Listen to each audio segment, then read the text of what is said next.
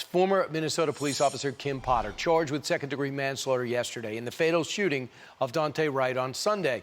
The deadly encounter sparking nationwide unrest, as you know. Police in Minnesota clashed with demonstrators 4 nights in a row. Earlier this week, protesters in Portland set a fire to a police union headquarters, but that's every day over there. Let's bring in law enforcement panel Chief Lisa Parker on the Manchester Township, New Jersey Police Department, and Seattle Police Officer Guild President Mike Solan.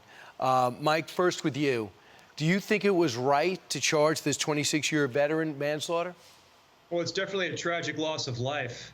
And just as these are tragic, I think better training for the officer could have prevented this. And it doesn't appear to me that there's any racial overtones here. This is just a tragic human error. And this happens, sadly, more often than not. And in the past 20 years, that's been the case.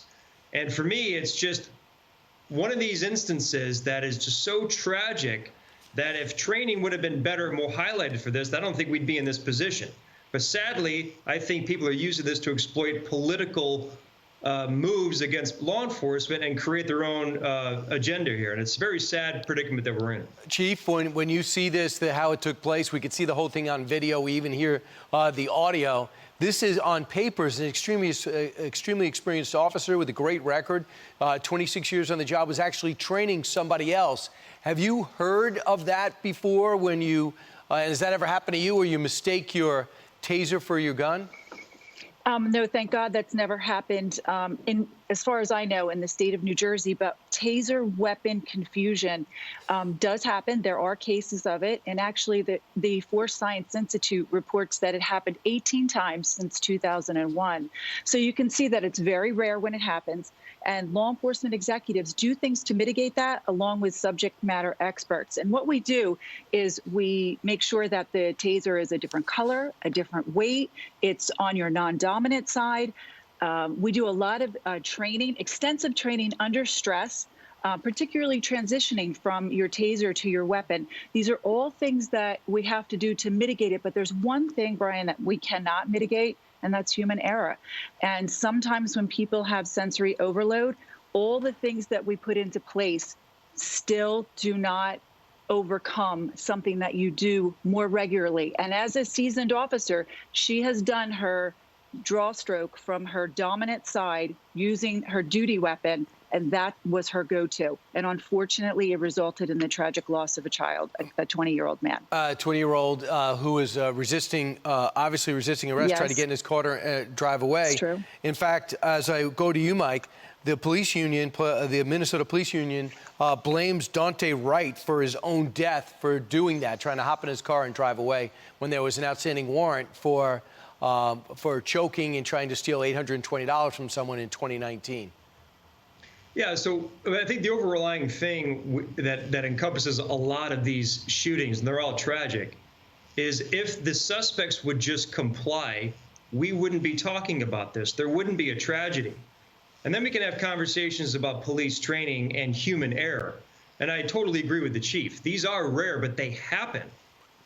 And if people would just comply instead of blaming police, then I think we would have a better conversation. But this unrest clouds this conversation, and we don't get anywhere.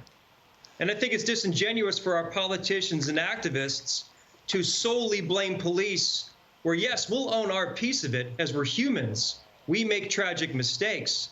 But more importantly, there needs to be culpability on the other side of this, because if people do not comply, as we've seen in these viral videos, they end up in this fashion. And the thing is, Chief, as Mike is saying about politicians, former President Barack Obama says it's time to reimagine police. Congresswoman Tlaib basically says the law enforcement can never be trusted. It has to be basically disbanded, in a ridiculous tweet from 2 days ago. So where do you go from here when leadership is calling for things like that? Well, when political leadership use those words, they're really talking defund the police. And many times that happens by minimizing the budget. So law enforcement executives are working within the constraints of smaller budgets. And what happens when you have smaller budgets? The easiest thing to cut is training. Yep. And this is exactly what we're saying we need more of.